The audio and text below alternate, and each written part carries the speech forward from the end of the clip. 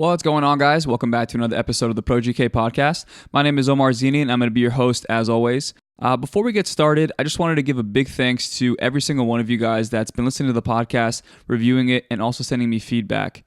Getting that feedback and especially hearing which topics you guys want me to cover every week is an invaluable resource because at the end of the day, this podcast is for you guys. I really want to try and help you. So any questions or concerns that you guys may have that you want me to answer, just understand that those questions and concerns are also ones that other goalkeepers may have. So just keep on sending those over and I will continue to answer them on the podcast. With that being said, let's get into today's episode. Today, I wanted to answer a question that I get asked a few times a week, and that is, I'm an undersized goalkeeper, how can I improve my game, and do you think that I can still play at the next level? And because it's such a popular topic, I felt this would give me a great chance to really dive into it and share with you guys some of the best tips and lessons I've learned over the years. And so, in this episode, I wanted to lay out two major points along with a few key subpoints. And as always, guys, the main objective will be to give you guys material that you can actually use and implement into your daily routines. These tips and techniques will help you make sense of what it means to be an undersized goalkeeper and how you can persevere past any of the generic, preconceived notions and ideas that are attached to us. So, the first major point would be to avoid what you can't control. Too often we spend our time and energy complaining about the things that are completely out of our hands. So, I'll be discussing the most common complaints that I hear and how making peace with these complaints will help you move past them and overcome them. Next, I'll be discussing what you can actually control. These are the things that, if you truly want to make an impression, would be the things that I would recommend you guys follow and really adhere to and add to your routines. But remember, before you can take any of these tips, any of these techniques, you first have to take a look in the mirror. Because this episode is all about self-awareness. It's about making peace with the things that you can't control so that you can put all your focus and energy into the things that you actually can. And I know some of us didn't win the genetic lottery, but we have plenty of redeeming qualities that we have yet to access because of a lack of prioritization. Let's start prioritizing getting better over getting bitter, and let's start looking past our own limitations and really start showing people what we have to offer. So with all that being said, let's get into the episode.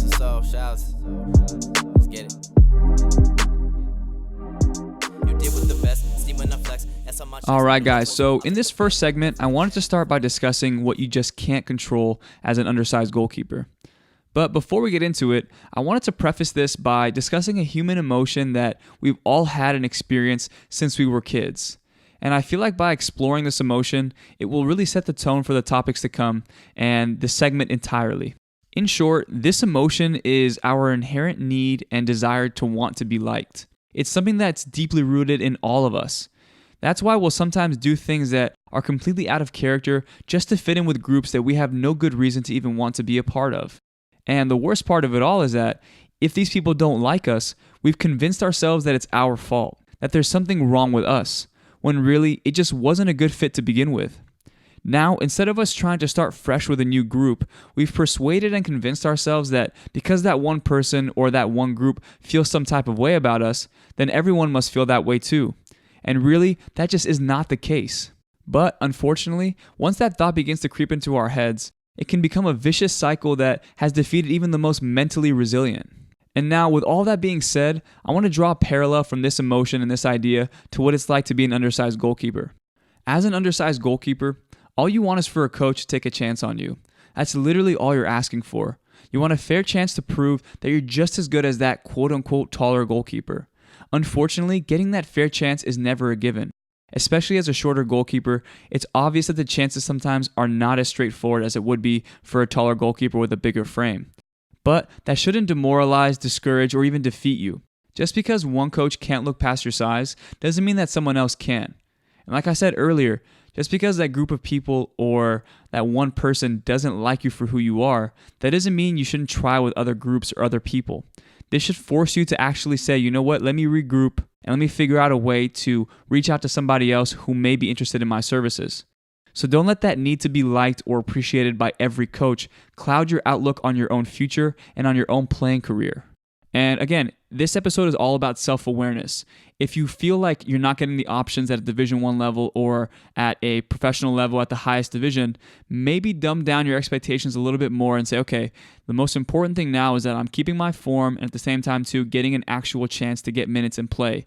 So if you have to go down a league or two, you need to be self-aware enough to understand that concept and then move from there, because you want to get on the field and you want to make an impression. And again, you want to have game film to show to other coaches and say, hey, look, my size may be an issue when you look at me, but if you watch the film, you'll see that I can actually get the job done.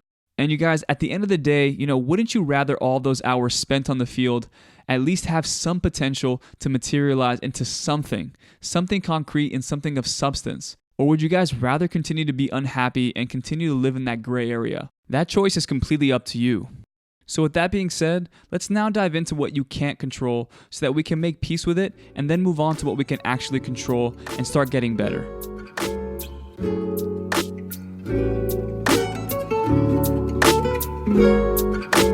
All right, guys, so first off, let's talk about the most obvious one. You can't control your height. No matter what you do, and I've tried all of these, stretching exercises, taking more vitamins, or eating certain foods, none of those will help you go past the height that God has given you. And for some, this may be a bitter pill to swallow. And I know for me, it was, because growing up, I was much taller than everybody. And I'm sure you guys have heard on this podcast and previous podcasts that I've been on, I was 5'10" at like 12 years old, and all my teammates were 5'4", 5'5". So if you saw any of the team pictures or huddles, it looks like I was one of the parents. So it was just one of those things that I thought I was going to be 6'3", 6'4". So again, I was very lazy, and I thought that height would really pay off in the future. But as I got older and all my friends started to grow, and I pretty much stayed the same, I grew another 1.5 inches, I started realizing, okay, well, doesn't look like I'm going to grow very much more. And my coaches and my teammates are kind of, letting me know, hey, this is probably where you're going to be at. You need to start taking a little bit more seriously with the body that you have. I needed to really understand that and move past that and really start working with the properties and things that I was given. And as soon as you guys can understand that for yourselves, the quicker you guys are going to gain that clarity. And once you have that clarity, then you're going to be able to have a singular focus and get to the things that you can actually control and drop the stuff that's going to weigh you down. Next, you guys cannot control your coach's preference. And as much as we wish we could, it's just not the reality. And I can't even begin to think about how many goalkeepers that I knew that were either passed up on or overlooked because of a coach's preference to go with someone with a bigger frame.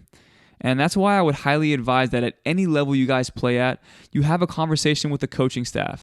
It might be a brutal one, but you want to get the truth. And preferably you have this conversation before you guys commit to playing for them.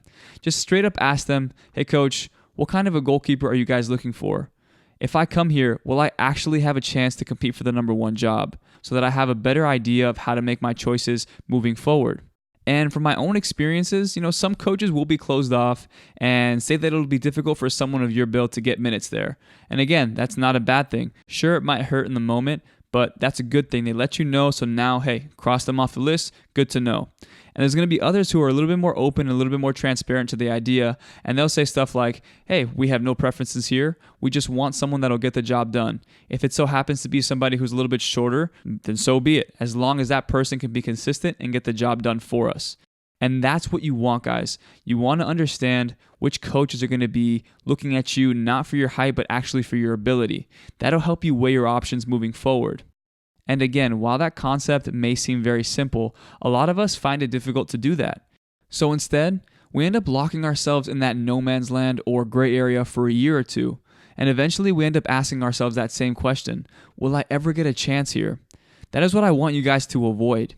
So while you can't control your coach's preference, what you can do is try to control who you play for and what kind of a situation you put yourself in. Finding the right coach and the right situation for you will take time and effort. Let's not misunderstand or confuse that.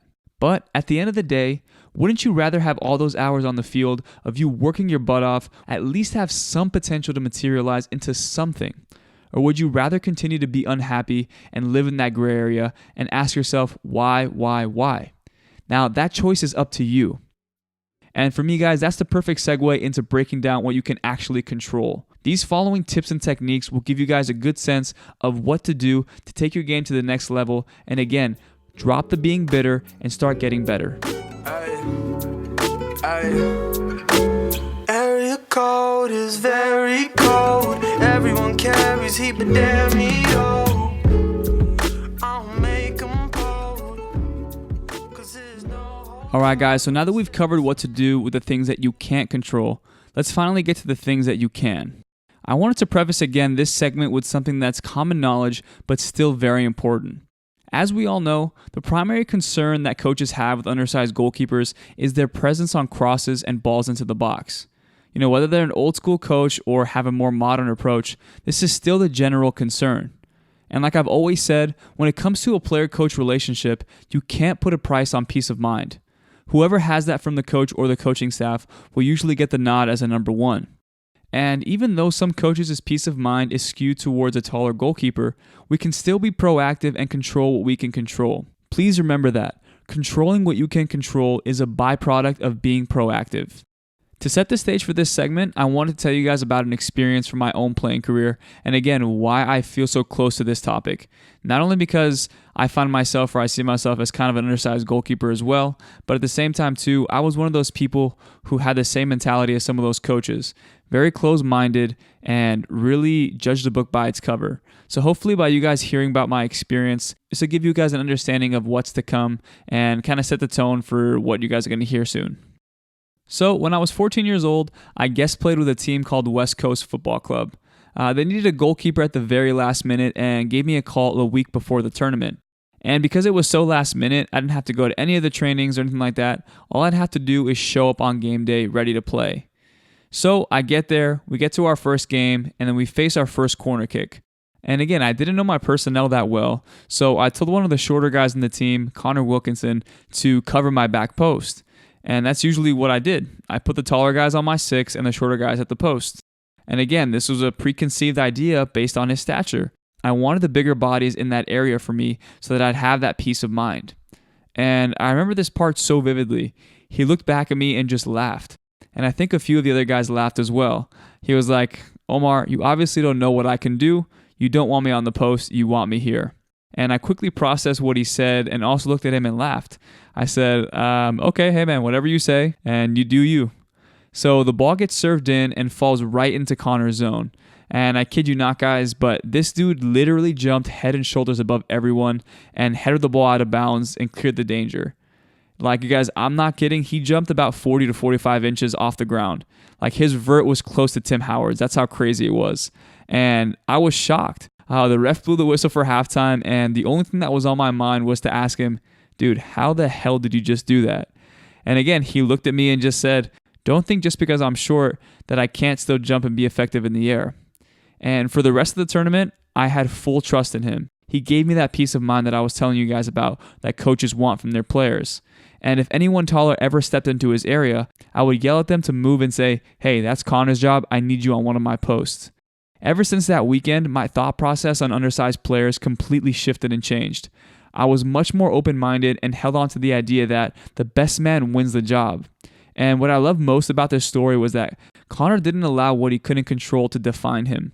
Sure, he may not have been very tall, but his timing on the cross, his aerial ability, and his willingness to attack the ball all made up for that lack of height. He turned what others predetermined him to be a liability at into a strength, and that's what I want you guys to do. But first, you have to be proactive about this stuff. If you're between the ages of 12 and 16, in my opinion, this is the perfect time for you to get ahead and be proactive about your size. If you're 17 and older, you can still introduce these habits that we're going to be discussing into your weekly routines, but it may be difficult to have them embedded right away, but still worth it nonetheless. Now, let's finally get into the things that you can control. And when I discuss these, I'm going to be categorizing them into two different categories. The first are the tangibles, and the second are the intangibles. Because while there's things that you can improve on the field, there's also a few more that don't require any physical work. Combining these two will really take your game to the next level, and again, start providing those redeeming qualities to give you peace of mind, at the same time too, giving your coach peace of mind in you. First, let's take a look at which tangible skill sets you must have as an undersized goalkeeper. And for those that don't know what the word tangible means in the context of goalkeeping here, it's essentially something that can be visibly measured. For example, your vertical jump is a tangible quality, and even your shot stopping ability is one as well. Both of these can be seen, and if done at a high level, can leave a great impression on your coach. But the first, and in my opinion the most important of the bunch, is your focus on strength and conditioning. And the reason I feel it's the most important is because applying yourself in the gym will allow you to maximize the potential of the two other tangible skill sets. Now, when it comes to strength and conditioning for us, there are 2 points that I would highly emphasize you add into your daily routines. The first are plyometric exercises, and the second is lower body and core strengthening. There are definitely more to look into, but for now, I feel like those encompass what we're looking at here and the key ones that I will highlight throughout this strengthening category. Let's first discuss what plyometric exercises are. And to explain them in detail, let's look at their exact definition. Plyometrics are exercises in which muscles exert maximum force in short intervals of time, with the goal of increasing power, strength, and speed. This training focuses on learning to move from a muscle extension to a contraction in a rapid or explosive manner, such as in specialized repeated jumping. Now, if any of what you guys just heard sounds familiar to you, it should. Goalkeeping is all about those quick movements that require speed, power, and strength. My favorite exercises when I was playing were the jump rope, box jumps, and single-legged lateral hops. Each of these exercises helped me activate those quick triggers that allowed me to, in a split second, plant my power step into the ground and extend myself across the goal to make a diving save. That is why these exercises are so fundamental for us. So, when choosing which exercises to include, remember to go with the ones that assist in simulating actual in-game movements so that you can access that mental recall when performing them in those split-second movements in games. This is what we call functional training. This is one way to make up for that lack of height. Just look at goalkeepers like Conejo Perez of Cruz Azul and Nick Romando of Real Salt Lake. They were both smaller guys that had incredible agility and speed that helped them cover just as much of the goal as any of their taller counterparts would be able to. Next, let's look at your lower body strengthening. And by singling out the lower body, I am in no way saying that the upper body is irrelevant here. I'd still highly recommend incorporating some level of weighted or body-weighted workouts into your routine to help you feel more comfortable taking contact in the air. But if I had to choose which was more essential for a goalkeeper, I'd go with the lower body. And with that being said, when we work on that lower portion of the body, you want to target the calves, hamstrings, quads, and glutes. Those are the core 4 right there. I would personally advise starting with bodyweight exercises before getting into the gym, mainly because you want to get your body accustomed to the movements, as well as allowing yourself to get used to those full ranges of motion to get the most out of those workouts. Once you have that covered, you want to get into the gym and begin working on those core 4. And in my opinion, I'd recommend starting with body-weighted squats coupled with single-legged exercises. Once you have those 2 down and your foundation has been built, then you can begin to add weight. Lastly, if you look at just about every movement that we as goalkeepers perform, whether it's cross-taking or shot-stopping, most of them come off of one foot and planting and going with one leg. So when you're working on your lower body, try to incorporate things like Bulgarian split squats, single-legged box jumps, and single-legged RDLs. Those will help to increase your lower body strength and allow you to perform those plyometric exercises at a quicker rate as well. And if you guys have the means to, I'd suggest reaching out to a sports performance trainer and have them draw up a program for you that'll really help boost your potential and get the most out of you guys. That's the most beneficial. If you don't have the means, go on YouTube. There's plenty of coaches on there that'll give you guys a virtual program to really follow and again, try and reach your max potential and your max strength in the lower body. Because again, a solid physical foundation is key at any age and at all levels. Now, let's get to the final 2 tangible skill sets. And the reason I chose to mention strength and conditioning prior to mentioning these is because you'll need a strong lower body foundation to truly excel in them. They're 1, shot stopping, and 2, cross taking. Let's first take a look at shot stopping. One of the major concerns for coaches in regards to a goalkeeper's height is the worry that they don't have the same reach that a taller goalkeeper would have. And while that may be true, we can still do a lot to combat that. Like you guys will hear in the next segment, having great positional awareness and positional sense is incredibly valuable when preparing for a shot. That awareness of your starting positions is vital in disproving that predetermined idea that we can't cover the same amount of ground. And along with that awareness comes the actual diving, which includes the planting and then extending. That is why those plyometric exercises, coupled with the single-legged strengthening, is so key here. You want to be able to read the game, get into a good spot, have your angles checked and covered, and then from there be able to plant and go. But again, you have to have the positional sense first, positional awareness, and then from there, then you can use the athleticism, the ability from the agility and the strengthening in your legs to push and go. Next is cross-taking. Again, positional awareness and sense can go a long way here. So just like I talked about with your shot stopping, getting into good angles, cheating off your line just a little bit on certain crosses, especially outswingers, can expand your range and give you a better chance to cover more ground. So when that ball comes in, once we have a general idea of where it's going to fall, then that's where the lower body strengthening comes in. That's where those single-legged jumps really take into effect and come into play. So as that ball is served in, you call keeper, you come out, you power off that leg, and you catch the ball at the highest point. And like I've told any of the shorter goalkeepers that I've ever trained, when a coach looks at you, obviously the first thing they're going to think about is crosses. Is this person going to be a liability in the air? And the answer you need to give them is absolutely not. I have my range, I have the strength in my legs, and I know exactly where to catch that ball. And not just having the proper timing or the proper, strength to get up there, you also have to have the bravery to come out and be willing to get hit. And at the same time, be willing to hit people. Because again, that's the peace of mind that a coach wants to see and feel with you. So you can't be a shorter goalkeeper and go out there and catch the ball at a lower point. You can't be a shorter goalkeeper and go out there and be afraid of contact. Actually, on the contrary, you have to be willing to get hit and get your feet as high as you possibly can to get that ball at the highest point to really calm the nerves and feelings of the coaches.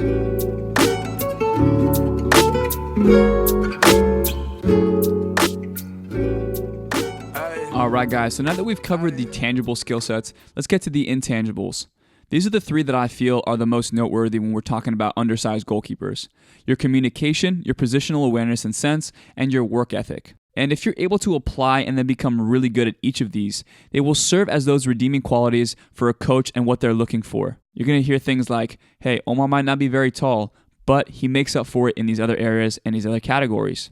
So in my opinion, these are all invaluable to you, and I would highly recommend that you start implementing and working on them as soon as you possibly can. With that being said, let's first take a look at your communication. While your presence may not be seen because of your size, it must be felt through your communication and organization. This is an absolute necessity if you intend to be a leader on the field. Commanding your team and making sure that everyone is sticking to their assignment is one of the quickest ways to make an impression on the coaching staff. If I'm watching you at a trial, guys, and I hear you barking at your team, but with no sense of direction or really much substance, I'm not going to see that and go, okay, great, that's awesome, they communicate. It needs to be very short, concise, and to the point. That way I know for a fact that you're a general back there and you're somebody that we can rely on. If we feel that you're able to communicate effectively and that communication puts us in more favorable positions, we're going to start warming up to you because you're giving us peace of mind. And again, guys, that should be the end game here, peace of mind for coaches. Next, let's discuss your positional awareness and sense. When it comes to this trait, it requires a ton of trial and error combined with watching game film. Watching game film helps to develop your IQ and understanding of different trends in the game, while trial and error in both training and in games will help assess your range when it comes to your starting points and how far you can actually come out. And I'm sure we've all heard the saying, the best goalkeepers don't have to do anything because they're always in the right position. And while there's a ton of truth to that, that does not happen overnight. And on top of that, it's crucial that you're able to manipulate the game so that it works in your favor. And like I've mentioned in previous episodes, when I was younger, the main reason why I was able to continue to play at a high level was because I would assess my shortcomings and understand what I wasn't good at. But then I would start manipulating my positioning, my starting points, how I position myself on, shot stopping and on crosses, figuring out ways to manipulate my positioning and my game so that I would really counter those shortcomings and actually make them my strengths. And that's what I would highly recommend for you guys. Make sure that whether it's advancing slightly off your line to be a sweeper keeper, cheating a few steps on crosses to be an aerial threat, or just getting into better angles to be a better shot stopper, these are all essential to have and you really need to work on them. It will take time to nurture this skill set, but if you can master it, I promise that it'll be the gift that keeps on giving and one of those things that the coaches will look at and go, okay, well, doesn't really check off the height category, but their positional sense and awareness is unbelievable and unmatched. So let's give this guy a chance. And lastly, let's talk about our work ethic here. Whether you're tall or short, work ethic will always be the trait that is the foundation of any great athlete. That is why guys like Tom Brady and Cristiano Ronaldo have been able to have continued success for so many years, because they work tirelessly to take care of their bodies, watch that film, and improve their skill sets. But nothing that we've discussed in this episode will be of any use to you if you don't want to put in the work. And is it fair that we as undersized goalkeepers have to put in double the work sometimes just to see the same results as someone who's 6'4"? No, but no one in this game is going to feel sorry for you. There's no charities or handouts at the next level.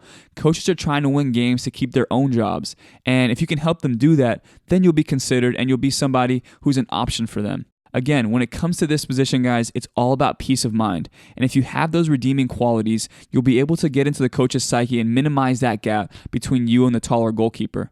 And those redeeming qualities are not going to just fix themselves or fine-tune themselves.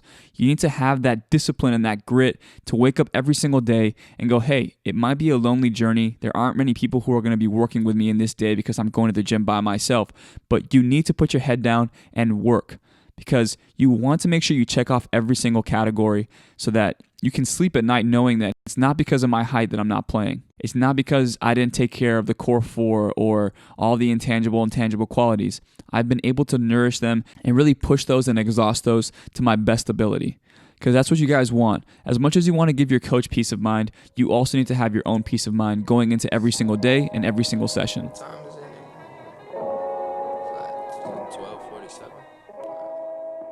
All right, guys, so to finish off this episode, I just wanted to speak a little bit more from the heart and from my own experiences with this topic.